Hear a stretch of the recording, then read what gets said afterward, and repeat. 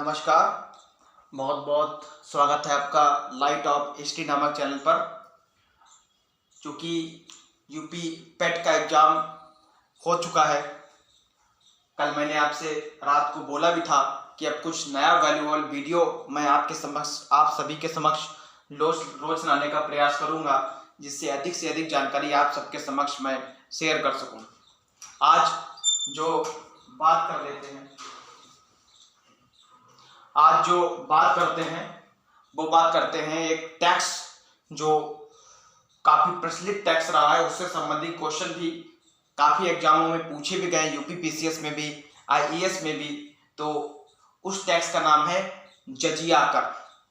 वैसे टैक्स तो अगर हम लोग मिडिवल हिस्ट्री ही नहीं, अगर हम लोग एंशिएंट हिस्ट्री भी पढ़ते हैं तो काफ़ी टैक्स लिया गया है। खराज, जकात, जजिया, उस्र, टैले, सरदेश मुख, तमाम टैक्स लिए गए हैं, लेकिन सबसे चर्चित टैक्स जो रहा है वो रहा है जजिया कर। उस टैक्स का नाम क्या है आपका? जजिया कर। बहुत लोगों ने इसका नाम अवश्य सुना होगा जिसने तैयारी की होगी, क्योंकि बहुत चर्चित क्वेश्चन भी है ये। तो इससे संबंधित मैं आपको थोड़ा डिटेल में बताने की कोशिश करता हूँ। कोशिश यही करूंगा कि इससे जितने भी क्वेश्चन आते हैं, क्योंकि अधिक से अधिक इसमें एक क्वेश्चन एग्जाम में पूछा जाएगा, लेकिन एक नंबर भी एग्जाम में बहुत ही वैल्यूएबल होता है। तो जजिया कर के बारे में मैं थोड़ा आपको बता दूं। पहले इसका विस्तार से अगर वर्णन कर लेते हैं, थोड़ा सुन लीजिए। पहले भारत पर आक्रमण करने वाला सबसे पहला मुस्लिम कौन था? क्वेश्चन ये पूछा भी जा चुका है। यूपी ट्रिपल एससी का कोई एग्जाम हुआ शायद 2016 जून में, तभी एक क्वेश्चन पूछा भी गया था। इससे उपरांत भी यूपी पीसीएस में भी 2004-2005 में डायरेक्ट क्वेश्चन पूछा गया था कि भारत पर आक्रमण करने वाला पहला मुस्लिम कौन था? तो इसका आंसर होता है मोहम्मद बिन कासिम।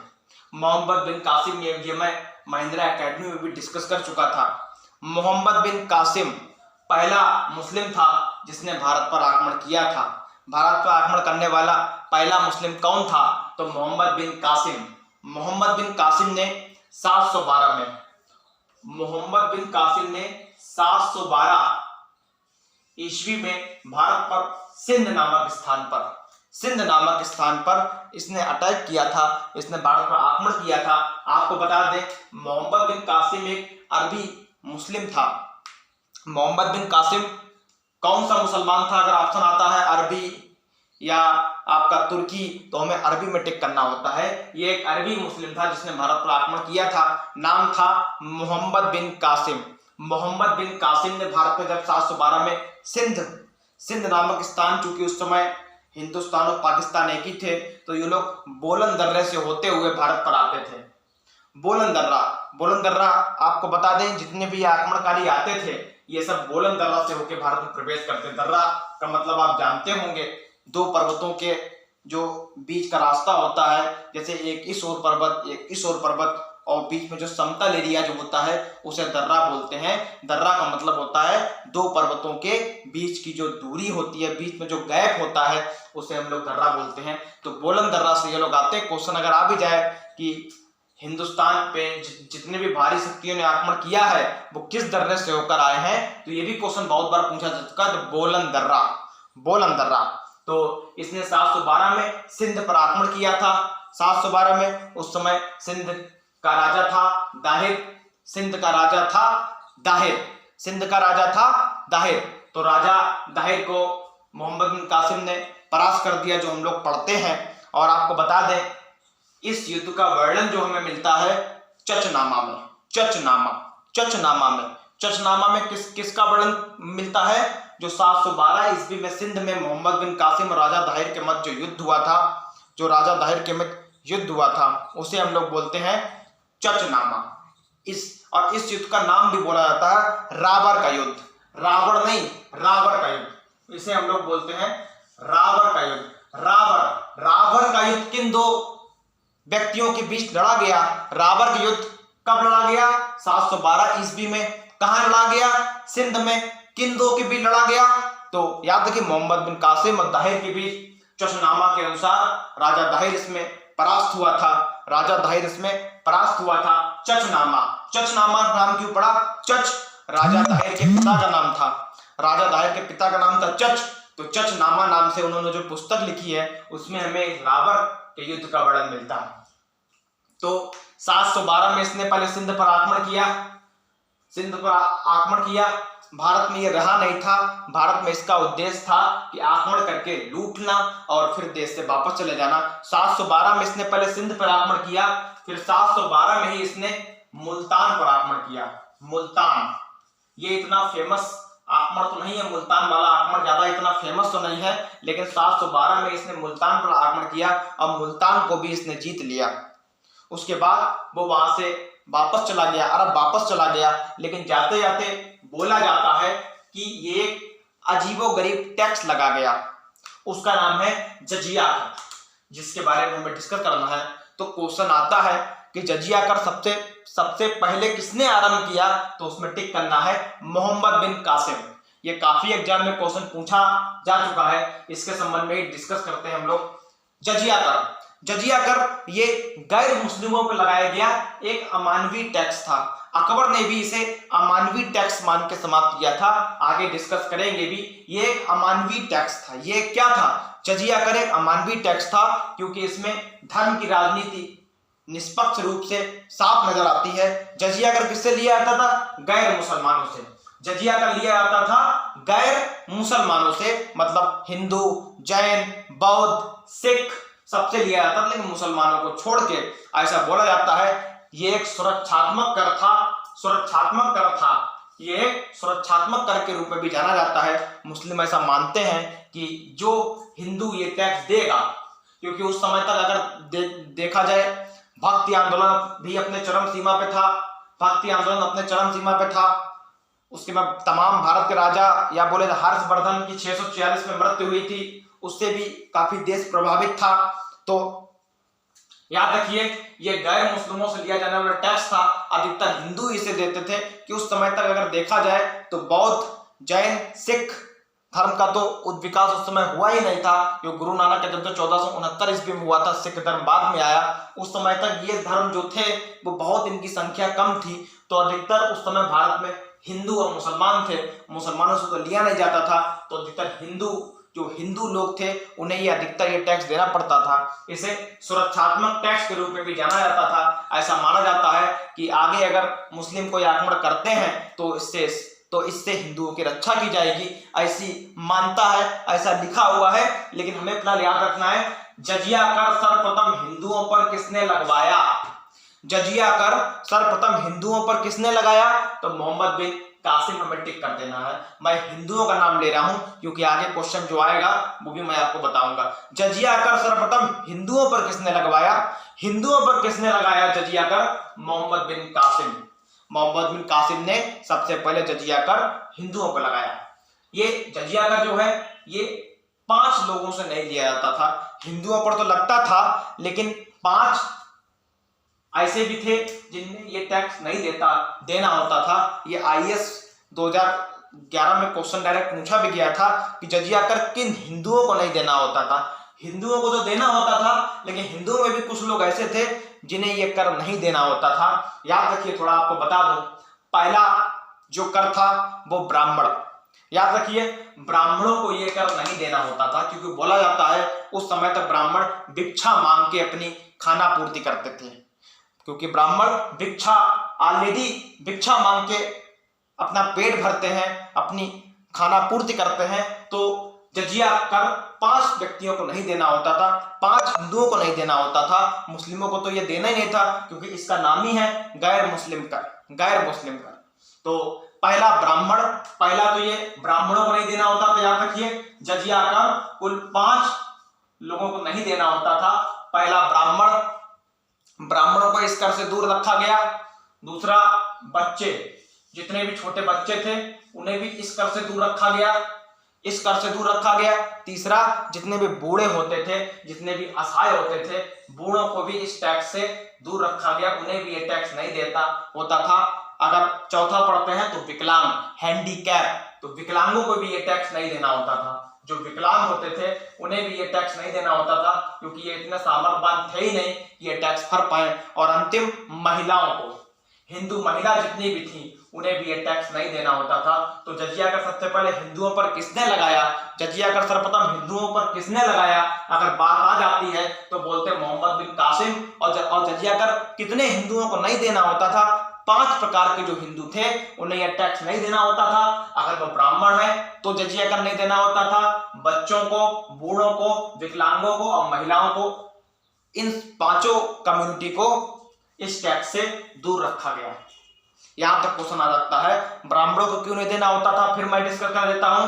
क्योंकि ब्राह्मण स्वयं भिक्षा मांग के खाना पूर्ति अपनी करते थे, इसलिए ब्राह्मणों को भी ये टैक्स नहीं देना होता था। जजिया कर हिंदुओं पर तो लगता था, लेकिन 5 हिंदू ऐसे थे जिन्हें ये टैक्स नहीं देना होता था। मैं फिर डिस्कस करता हूं, ब्राह्मण, बच्चे, बूढ़े, विकलांग और महिलाओं को, 5 लोगों को यह टैक्स नहीं देना होता था। लगभग जितनी आबादी थी उसमें से 50%, जितनी हिंदू आबादी थी उस समय उसमें 50% को यह टैक्स देना होता था और लगभग 50% लोग ये टैक्स नहीं देते थे, जो ब्राह्मण, बच्चे, बूढ़े, विकलांग और महिला थे।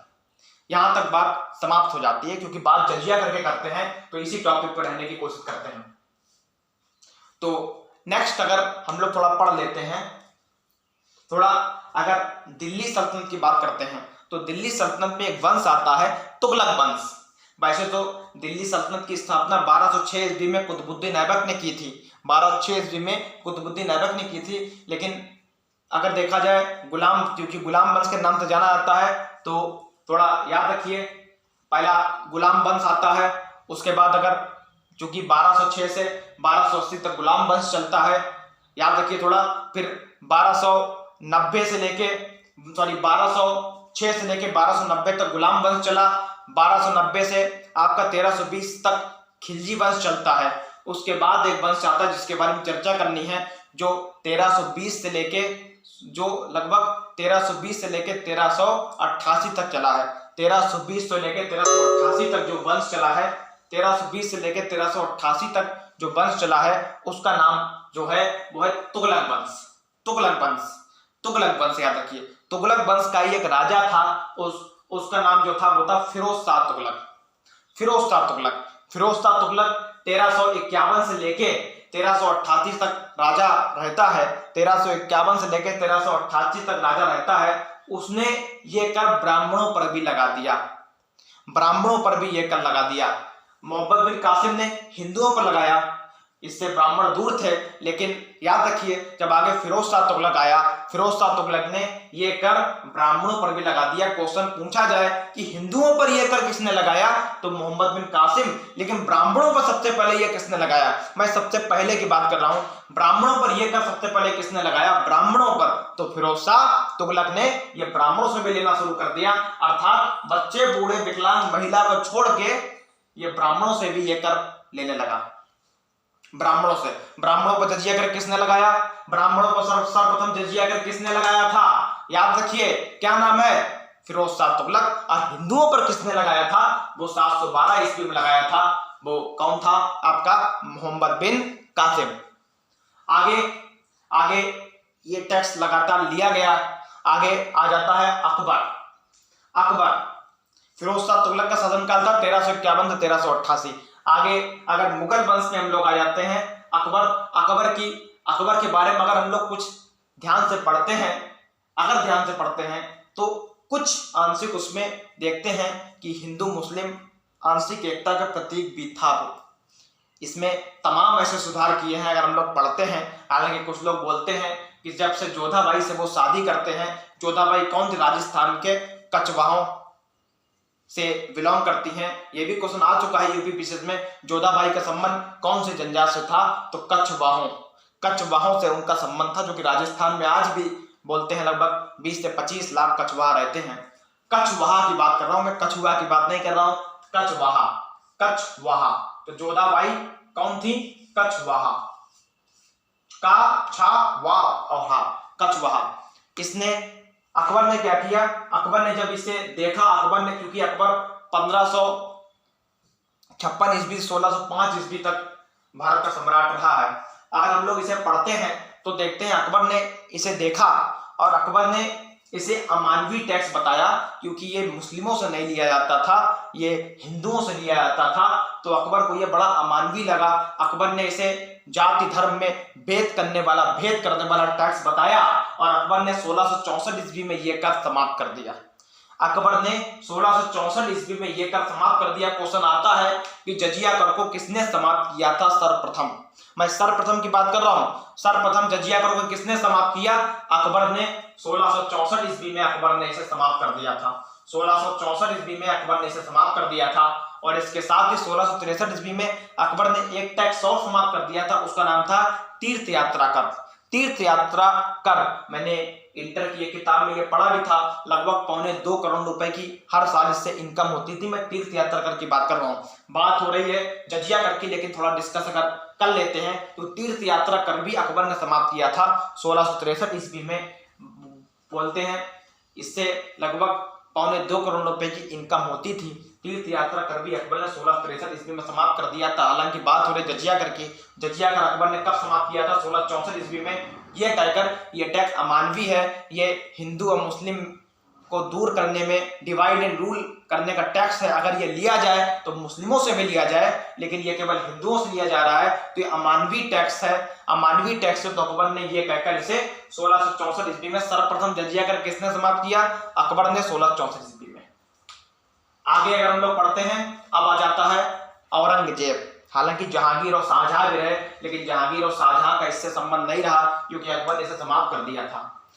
औरंगजेब का के बारे में अगर हम लोग पढ़ते हैं तो थोड़ा 1658 ईस्वी से लेके 4 मार्च 1707 ईस्वी तक औरंगजेब का शासन रहा है। यह पिछली बार क्वेश्चन पूछा भी गया था पेट के शायद फर्स्ट शिफ्ट में। ये क्वेश्चन पूछा गया था कि औरंगजेब की मृत्यु कब हुई थी, तो उसमें ऑप्शन था शायद मिलान में ऑप्शन था 1709, तो वो गलत आंसर था। उसका आंसर होना चाहिए था 1707, क्योंकि औरंगजेब की मृत्यु 4 मार्च 1707 ईस्वी को हुई थी। तो यहाँ बात करते हैं जजिया का। तो 1679 ये मैं थोड़ा यहाँ गलत बता गया हूँ। अकबर ने 1564 ईस्वी में यह कर हटाया था। 1564, क्योंकि अकबर का शासनकाल 1556 से 1605 तक रहा है, तो अकबर ने 1564 ईस्वी में जजिया कर हटाया था। 1564 ईस्वी में 1564 ईस्वी में अकबर ने जजिया कर को हटा दिया। तो जजिया कर को सबसे पहले किसने हटाया था? अकबर ने, ये कह के कि अमानवी टैक्स है, इससे हिंदू और मुस्लिम एकता नहीं होगी, इससे हिंदू और मुस्लिम में दूरियां बढ़ेंगी। अगर लिया जाए तो ये मुस्लिमों से भी लिया जाए, केवल एक कम्युनिटी से लेना ये वैध नहीं है, अवैध है। तो उसके बाद औरंगजेब आ जाता है। औरंगजेब का शासनकाल मैंने आपको बता दिया 1658 से 1707 ईस्वी में हुआ था। आपको बता दें औरंगजेब ने राजा बनने के लिए अपने तीनों भाइयों से युद्ध लड़ा। दारा शिकोह, शुजा मुराद, तीनों को हराकर ये गद्दी पर बैठा था। 1600 सामूगढ़, धर्मत, खजवा, ये तमाम युद्ध औरंगजेब के हुए हैं। याद रखिए 1600 अब औरंगजेब आता है तो 1679 ईस्वी में औरंगजेब इसे हटा दे, इसे फिर लगा देता है। क्वेश्चन आ जाए कि जजिया कर को पुनः किसने लगाया? यूपी पैट का जो 15 तारीख को जो सेकंड शिफ्ट का पेपर हुआ था, उसमें ये क्वेश्चन डायरेक्ट पूछा गया था। अगर किसी ने दिया होगा या कोई पेपर देख सकता है कि जजिया कर को पुनः किसने लगाया, पुनः मतलब दोबारा किसने लगाया, तो इसका आंसर था औरंगजेब में टिक करना था। उसमें था अकबर भी ऑप्शन था। अकबर ने तो ये टैक्स हटा दिया था। क्वेश्चन था कि जजिया कर को पुनः किसने लगाया, री इंप्लीमेंट किसने किया, इसे पुनः किसने लगाया? औरंगजेब ने 1679 ईस्वी में इसे पुनः लगा दिया, क्योंकि औरंगजेब की नीति तो हमेशा हिंदू विरोधी रही है। ये बात सब जानते हैं, जो भी इतिहास जिसने ध्यान से पढ़ा होगा। 1679 ईस्वी में औरंगजेब ने इसे पुनः लगा दिया। उसके बाद बात आ जाती है औरंगजेब 1707 ईस्वी में वो एक्सपायर हो जाता है। उसके बाद उसके पुत्र, जिसमें फिर से उत्तराधिकारी का युद्ध चलता है, जो औरंगजेब करता है अपने भाइयों साथ। भाई औरंगजेब के पुत्र, 4 पुत्र औरंगजेब के जो थे, मुअज्जम, आजम, तमाम। उसके बाद बहादुर शाह फर्स्ट, मैं बहादुर शाह सेकंड की बात नहीं कर रहा हूँ, वो तो 1857 ईस्वी में था। मैं बहादुर शाह फर्स्ट की बात कर रहा हूँ। इन सभी में युद्ध होता है बड़ा भयंकर। तो 1707 ईस्वी में औरंगजेब के बाद जो गद्दी बैठता है वो बैठता है बहादुर शाह फर्स्ट। मैं बहादुर शाह फर्स्ट का नाम ले रहा हूँ, सेकंड का नाम नहीं ले रहा हूँ, वो तो 1857 ईस्वी में था। मैं बहादुर शाह फर्स्ट। औरंगजेब की मृत्यु के बाद उनके चारों पुत्रों में उत्तराधिकारी का युद्ध हुआ। उसमें से 3 पुत्र उसके उस युद्ध में मारे गए, एक पुत्र केवल बचा, वो बचा बहादुर शाह फर्स्ट। बहादुर शाह फर्स्ट 1707 में गद्दी बैठता है। उसके बाद जहांदार शाह तमाम आते हैं। उसके बाद क्वेश्चन यहाँ पे है कि जजिया कर को अंतिम रूप से किसने हटा दिया। जजिया कर को अंतिम रूप से किसने हटा दिया। तो जजिया कर को अंतिम रूप से हटाने वाला जो शासक था वो था मोहम्मद शाह, और इसे रंगीला भी बोलते हैं। क्वेश्चन ये भी आ जाता है कि मुगल सम्राट में किसको रंगीला बोला जाता है, तो उसमें मोहम्मद शाह टिक करना होता है। मोहम्मद शाह लगभग बोलते हैं कि 1718 से लेके 1748 ईस्वी तक मुगल सम्राट रहा। 1718 से लेकर 1748 ईस्वी तक मुगल सम्राट रहा, और 1722 ईस्वी में इसने अंतिम रूप से जजिया कर हटा दिया। जजिया कर अंतिम रूप से किसने हटाया, मतलब ये हटने के बाद फिर दोबारा किसी ने लगाया। जजिया कर हटाया किसने था, अकबर ने, लेकिन अंतिम रूप से किसने हटा दिया, वो था मोहम्मद शाह रंगीला ने। इसे 1722 ईस्वी में फाइनली हरा दिया। अगर हम लोग इतिहास पढ़ते हैं तो नादिर शाह जो कि ईरान से संबंधित था, उसने 1739 ईस्वी में जो आक्रमण किया था, कोहिनूर हीरा जो ले गया था वो, क्योंकि 1739 में उसने आक्रमण किया था और 1739 में मोहम्मद शाह रंगीला ही यहाँ का सम्राट था, वो दिल्ली से कोहिनूर हीरा ले गया था। कोहिनूर हीरा नादिर शाह के हाथ लगा था 1739 ईस्वी में। बोलते हैं 3 दिन तक इसने हिंदू हो या मुस्लिम हो सभी का कत्लेआम चलवाया था। लगभग बोला जाता है कि 8 से 10 हजार इसने सभी को मारा। केवल कहना कि हिंदुओं को मारा यह सही नहीं है। हिंदू और मुस्लिम जो भी इंडिया से बिलोंग करता था, जो भी रास्ते में आया था, उसने स्लॉटरी मतलब होता कत्लेआम, जो दिखे उसे मारा। 3 दिन तक इसने पूरे दिल्ली में कत्लेआम चलवाया था। तो 1739 ईस्वी में जब नादिर शाह जो ईरान से संबंधित था उसने भारत पे आक्रमण किया था, तो यहाँ का सम्राट कौन था, मोहम्मद शाह रंगीला। तो जजिया कर के संबंधी क्वेश्चन आप याद रखिए। मैं पुनः कोहिनूर हीरा नादिर शाह सर्वप्रथम भारत से ले गया था ईरान। मैं कोहिनूर हीरा के बारे में भी आपको एक वीडियो बना के बता दूंगा, क्योंकि ये काफी डिस्प्यूटेड क्वेश्चन इसमें रहता है। फाइनली इस समय ये इंग्लैंड के ब्रिटेन के पास है, बताने की कोई जरूरत नहीं है, जो कि अभी एलिजाबेथ सेकंड खत्म होती है 96 ईयर में, तो ये फिर चर्चा का क्वेश्चन बना था। ये बोलते हैं कि 14 ईस्वी तरफ ये गोलकुंडा नामक खान से यह हीरा निकला था, विश्व प्रसिद्ध हीरा है। वो फिलहाल मैं डिस्कस बाद में करता हूं। तो जजिया कर अंतिम रूप से किसने हटा दिया, 1722 ईस्वी में इसे अंतिम रूप से किसने हटा दिया था, मोहम्मद शाह रंगीला ने। तो एक बार मैं पुनः चर्चा करता हूं। जजिया कर सर्वप्रथम हिंदुओं पर किसने लगवाया था, मोहम्मद बिन कासिम ने, ठीक है। लेकिन जब इसने हिंदुओं को लगाया था तब इसमें 5 लोगों को यह टैक्स नहीं देना होता था। जजिया कर एक गैर मुस्लिम कर था, मुस्लिमों को यह नहीं देना होता था। मैं फिर बता देता हूं, ये 5 लोगों को ये तब नहीं देना पड़ता था जो मोहम्मद बिन कासिम ने लगाया था। कौन कौन, ब्राह्मण, उसके बाद बच्चे, बूढ़े, विकलांग और जो महिलाएं थीं उन्हें ये टैक्स नहीं देना होता था। लेकिन जब फिरोज शाह तुगलक आया तो 1351 से 1388 ईस्वी तक ये राजा बना रहा, तब इसने ब्राह्मणों पर लगा दिया। क्वेश्चन लगाया जाए ब्राह्मणों पर सर्वप्रथम जजिया कर किसने लगाया, ब्राह्मणों पर बात हो रही है तो मोहम्मद बिन कासिम टिक नहीं करना है, तो टिक करना है फिरोज शाह तुगलक। जजिया कर हिंदुओं पर किसने लगवाया, अगर आ जाए तो मोहम्मद बिन कासिम जो पहला मुसलमान था जो भारत पे आक्रमण किया था, ये एक अरबी मुसलमान था, याद रखिए 712 में इसने जब आक्रमण किया था। और ये 5 लोगों से तब नहीं लिया आता था, लेकिन जो फिरोज शाह तुगलक आया वो ये ब्राह्मणों से भी लेने गया। ब्राह्मणों से भी, ब्राह्मण पर जो जजिया कर किसने लगाया था, फिरोज शाह तुगलक। अकबर ने इसे अमानवीय या हिंदू मुस्लिम में विविधता प्रकट करने वाला टैक्स बताया और 1664 ईस्वी में इसे समाप्त कर दिया। और लेकिन औरंगजेब आया और उसने 1679 ईस्वी में ये पुनः लगा दिया। जो यूपी पेट 15 तारीख को जो 3 से 5 सेकंड से उसका पेपर हुआ था, उसमें क्वेश्चन पूछा गया था कि जजिया कर पुनः किसने लगाया, तो औरंगजेब। पुनः मतलब दूसरी बार किसने लगाया, तो औरंगजेब ने लगाया और अंतिम रूप से इसे खत्म कर दिया। मोहम्मद शाह रंगीला ने इसे अंतिम रूप से खत्म कर दिया।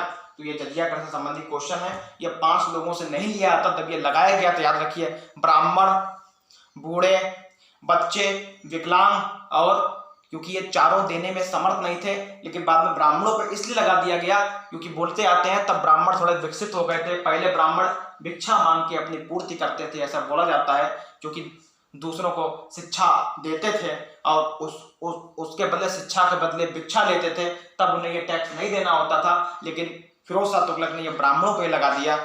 तब भी ये 4 लोगों को नहीं दिया। फिर जब फिरोज शाह तुगलक ने ये लगाया था तो ब्राह्मणों से तो ले रहा था, लेकिन बच्चे, बूढ़े, विकलांग महिलाओं को इस टैक्स से तब भी दूर रखा गया। याद रखिए, ये टॉपिक है थोड़ा सा, याद रखिए। कौन सा युद्ध था? राबर के युद्ध 712 ईस्वी में लड़ा गया था मोहम्मद बिन कासिम और ताहिर के मध्य। ये किस दर्रे से होकर आया था? बोलन दर्रे से। क्वेश्चन है ये भी आता है कि आर्य भारत में किस दर्रे से होकर आए थे? तो खैबर दर्रा। ये भी क्वेश्चन डायरेक्ट पूछा जा चुका है, आर्य भारत में किस दर्रे से होकर आए थे? खैबर दर्रा, खैबर दर्रा। ये फिलहाल क्वेश्चन है। और जो बाहरी आक्रमणकारी जो आए हैं वो आपके जो आए थे, जैसे मुस्लिम आए या मतलब सिकंदर आया, वो सब आक्रमणकारी आए थे बोलन दर्रे से होकर भारत प्रवेश करते हैं। एक पर्वत है हिंदुकुश पर्वत, जो कि अफगानिस्तान और पाकिस्तान की सीमाओं पर वर्तमान में है, जो कि तांबे और शायद तांबे के लिए काफी प्रसिद्ध पर्वत भी है ये। तो वहां पे ही पाया जाता है एक बोलन दर्रा, वहीं से ये आए थे। सिकंदर ने भारत में आक्रमण किया था तो वो किस पर्वत से होके आया था? हिंदुकुश पर्वत से। ये भी क्वेश्चन शायद पूछा जा चुका है। सिकंदर ने भारत पर 326 ईसा पूर्व में आक्रमण किया था, जब उसकी पोरस से लड़ाई हुई थी। इसे हाइडे स्पीच या झेलम नदी का युद्ध भी बोलते हैं, क्योंकि ये जम्मू कश्मीर में झेलम नदी के पार लड़ा गया था। फिलहाल याद रखिए जजिया कर संबंधी ये है क्वेश्चन। इन सभी क्वेश्चन को याद रखिए और इन 5 व्यक्तियों का नाम भी याद रखना है। फिलहाल डायरेक्ट क्वेश्चन पूछा जाएगा कि कितने लोगों से ये नहीं लिया जाता, तो 5 लोगों से ये नहीं लिया जाता था, लेकिन फिरोज शाह तुगलक ने ये ब्राह्मणों पर भी लगा दिया था। बहुत बहुत धन्यवाद। वीडियो पूरा अवश्य देखिए, इसे लाइक, शेयर और सब्सक्राइब अवश्य कर दीजिए, बेल आइकन पर क्लिक करिए। मैं आज जजिया कर का लगभग पूरा टॉपिक ही खत्म कर दिया है। इसी से संबंधित क्वेश्चन पूछे जाएंगे, इससे बाहर कुछ नहीं आएगा। अगर आता है जजिया संबंधी कोई भी क्वेश्चन, अगर आपने पूरा वीडियो ध्यान से देख लिया तो 1 नंबर आपका हर एग्जाम के लिए, यहाँ तक कि IAS के लिए भी क्लियर हो जाता है। याद रखिए। बहुत बहुत धन्यवाद, बहुत बहुत धन्यवाद। जय हिंद, जय भारत।